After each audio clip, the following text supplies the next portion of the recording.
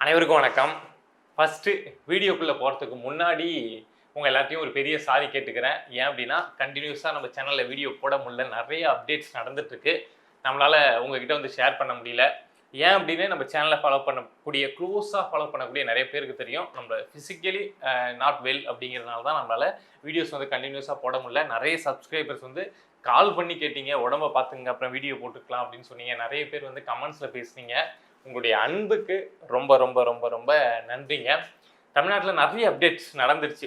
ஒரு வாரத்துக்குள்ள நம்ம ஒரு வாரம் பேசுறதுக்கு கூட எனர்ஜி இல்லாம இருந்தோம். பட் இந்த ஒரு வாரத்துல நெறைய அப்டேட்ஸ் நடந்திருக்கு.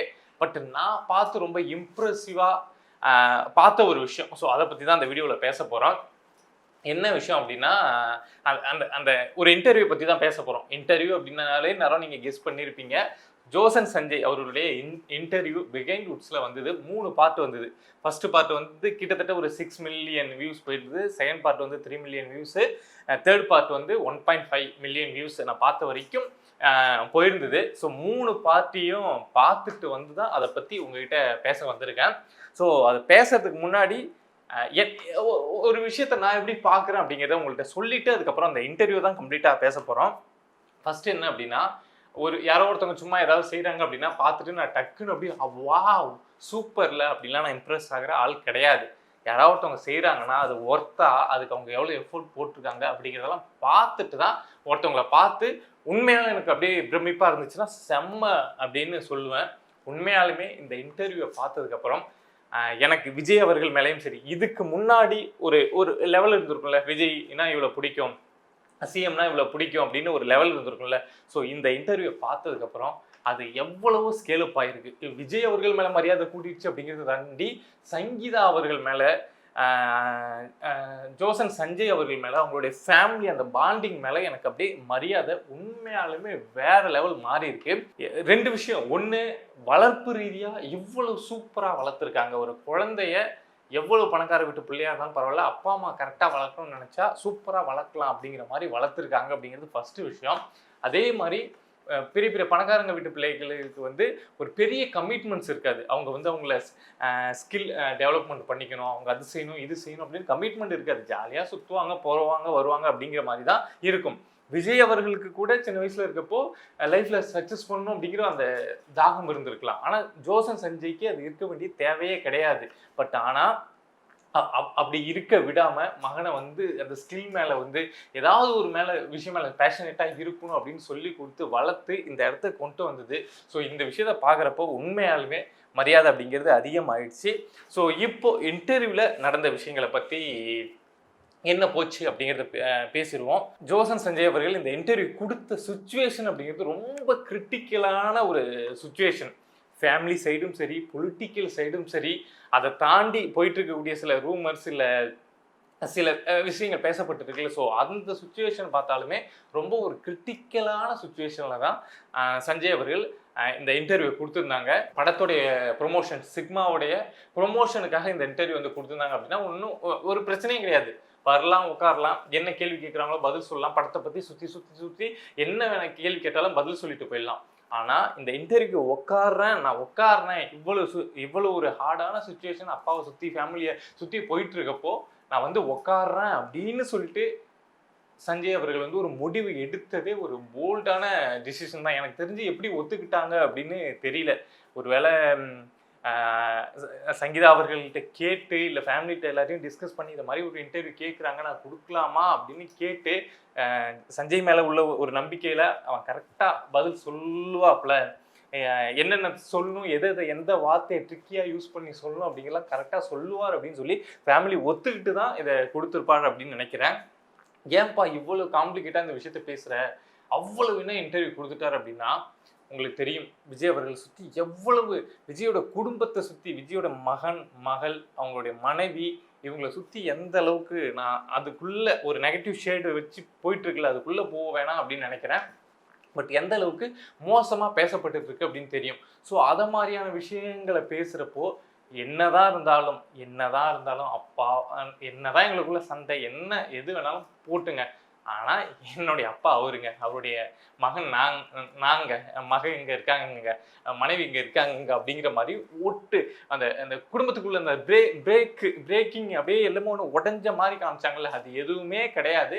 ஜஸ்ட் இதெல்லாம் ஒரு ஃபேமிலிக்குள்ள வந்து போகிற ஒரு விஷயம்தான் அப்படிங்கிற மாதிரி ரொம்ப மெச்சூர்டாக அந்த விஷயத்தை வந்து சஞ்சய் ஹேண்டில் பண்ணது அப்படியே எனக்கு ரொம்பவே பிடிச்சிருந்தது. அதே மாதிரி இன்னொரு விஷயம் என்ன அப்படின்னா, இந்த வயசுல வந்து அப்பா வந்து பொலிட்டிக்கல் ஒரு பெரிய ஸ்டாச்சர், திடீர்னு சினிமாவிலையும் டாப்ல இருந்தாங்க, திடீர்னு அரசியல்லையும் டாப்ல வந்துட்டாங்க. ஸோ எங்களுடைய ஃபேமிலிக்கு வந்து ஒரு ரெஸ்பான்சிபிலிட்டி வந்து அதிகமாயிடுச்சு. அப்பா அப்படி பண்ணிட்டாங்க அப்படின்னு நான் தள்ளவாரியா சுற்றணும், நான் என்ன வேணாலும் பண்ணலாம் அப்படின்னு இல்லாமல் எங்களுக்கு ரெஸ்பான்சிபிலிட்டி அதிகமாயிடுச்சு. மக்கள் வந்து அப்பாவை நம்பி இவ்வளோ பெரிய பொறுப்பு கொடுத்துருக்காங்க அப்படின்னா அதை காப்பாற்ற வேண்டியது எங்களுடைய பொறுப்பும் அப்படின்னு ஒரு மகனா ஒரு 25 வயசு இருக்கும் அப்படின்னு நினைக்கிறேன். ஸோ இந்த வயசுல வந்து சஞ்சய் பேசுறது வந்து உண்மையாலும் அவ்வளோ மெச்சூர்டாக இருந்தது.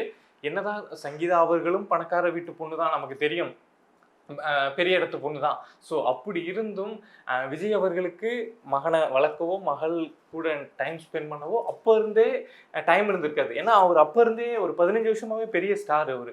அப்படிங்கிறப்போ சங்கீதா அவர்கள் தான் வளர்த்துருக்கணும்.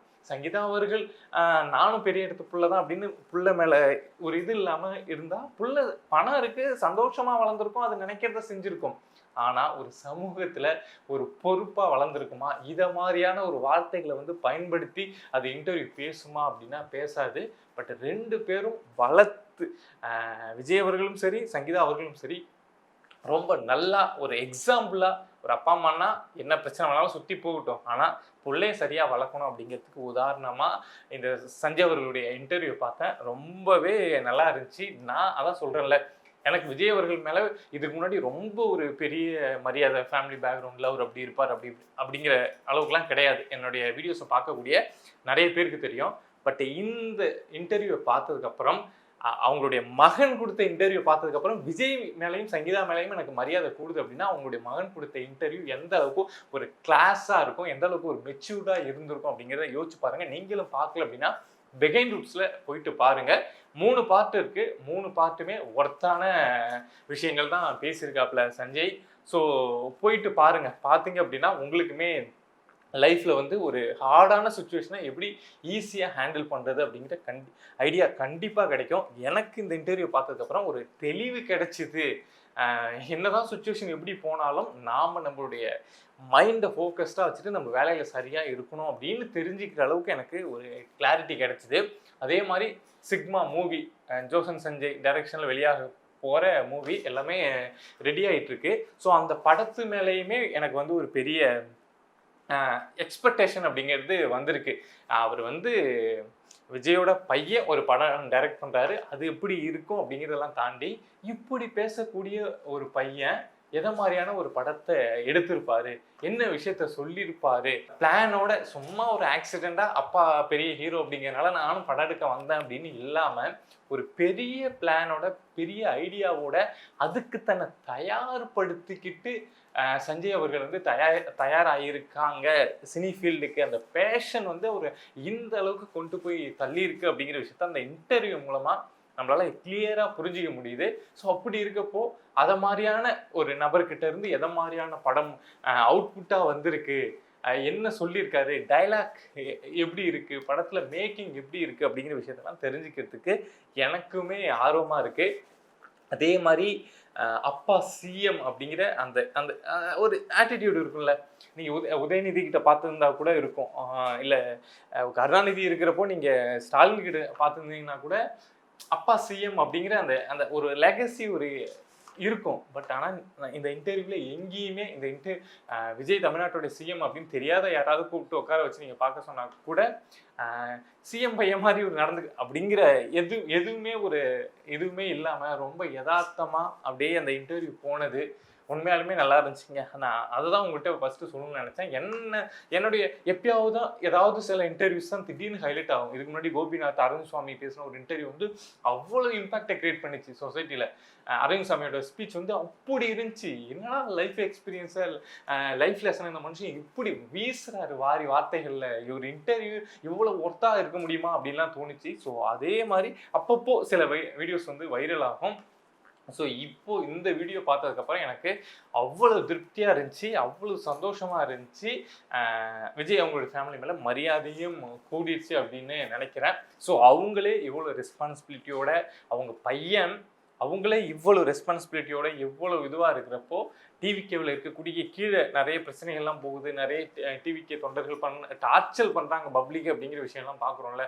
ஸோ அவங்களுமே அதெல்லாம் பார்த்து கொஞ்சம் கற்றுக்கிட்டு தன்னை சரிப்படுத்திக்கிட்டாங்க அப்படின்னா நல்லாயிருக்கும் அப்படின்னு நினைக்கிறேன். பார்க்காதவங்க யாராவது இருந்தீங்க அப்படின்னா, குறிப்பாக டிவிகே மெம்பர்ஸ் யாராவது பார்க்காம இருந்தீங்க அப்படின்னா பிஹைண்ட் ரூட்ஸில் போயிட்டு பாருங்கள், திரும்ப திரும்ப பாருங்கள். நீங்கள் அந்த இன்டர்வியூ திரும்ப திரும்ப பார்க்க சஞ்சய் தன்னை எப்படி மோல்டு பண்ணிட்டு வளர்ந்துருக்கார் அப்படிங்கிறதும் உங்களுக்கு தெரியும்.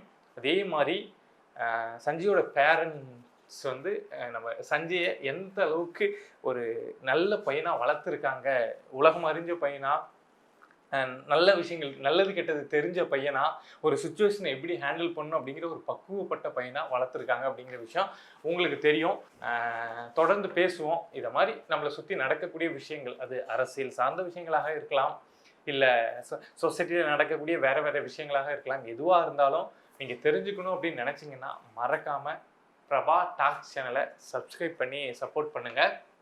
திரும்ப ஒரு முறை சொல்லிக்கிறேன், நிறைய பேர் கால் பண்ணி என்னுடைய உடல்நிலையை பற்றி கேட்டீங்க, நலம் விசாரிச்சிங்க, கமெண்ட்ஸில் வந்து பேசுனீங்க. அதுவும் ரெகுலராக வர ஐடி போடுவாங்கள்ல கமெண்ட்ஸ், நம்ம வீடியோ போட்டோன்னாவே வந்து உடனே கமெண்ட்ஸ் போடுவாங்கள்ல, அந்த ஐடியில் இருக்கவங்களாம் கமெண்ட்ஸில் கேட்டுகிட்டே இருந்தீங்க என்னுடைய உடல்நிலை பற்றி. ஸோ உங்கள் அன்புக்கு பெரிய நன்றிங்க.